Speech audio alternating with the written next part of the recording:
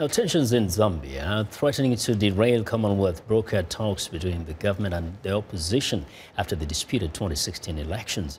Zambia's main opposition party, the United Party for National Development, filed a motion last week seeking to impeach President Edgar Lungu over accusations of breaching the constitution. However, debate on the motion, which was due Wednesday, was delayed, according to a letter from the parliamentary clerk. For more on the situation, I'm joined by Michael Kaluba, a visiting Zambian journalist. Welcome to Africa 54, Michael. Thank you.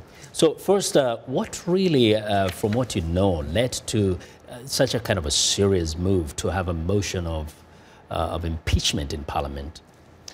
Okay, for starters, prior to the 2016 general elections, we had a lot of, violence going on.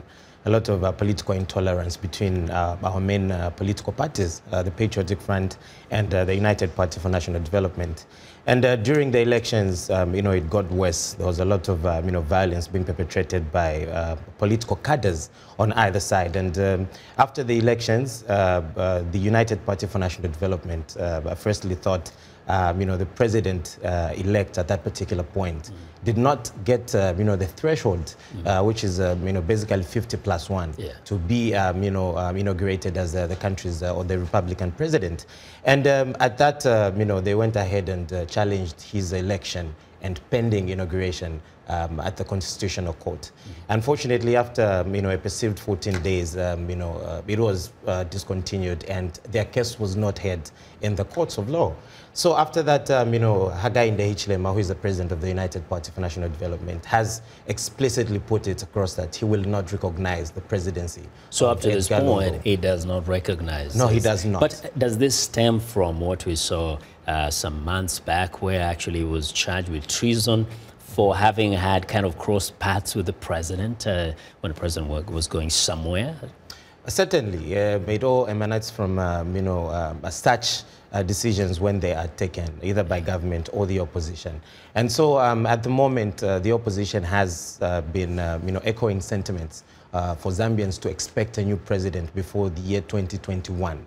And I think this is what it has culminated into, for them to file in a motion for impeachment, which obviously was not tabled as expected, with the Deputy First Speaker, Catherine Namugala, yesterday issuing a statement saying it has no time frame added to it. So Parliament would determine when to listen to it. And interestingly so, Parliament will probably end their sitting for this session today. So there will be a break. Absolutely. So the only time they can get to table the motion is when they resume in June. In June, that's quite some time. Now, question, how about the citizenry? Do you get the sense that we have this serious tensions, just like what we experienced between the president and the opposition leader, Hichilema?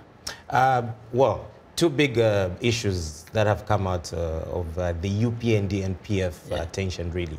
There are politics that are being bordered on tribalism now, because apparently people believe the UPND is synonymous with the Tonga-speaking people of Zambia, and the PF, used to be led by Bembas. And both parties really have been going back and forth about that tribal line, about who shouldn't vote for who because they belong to a certain tribe. And the second thing is the political intolerance and cadreism that has come in.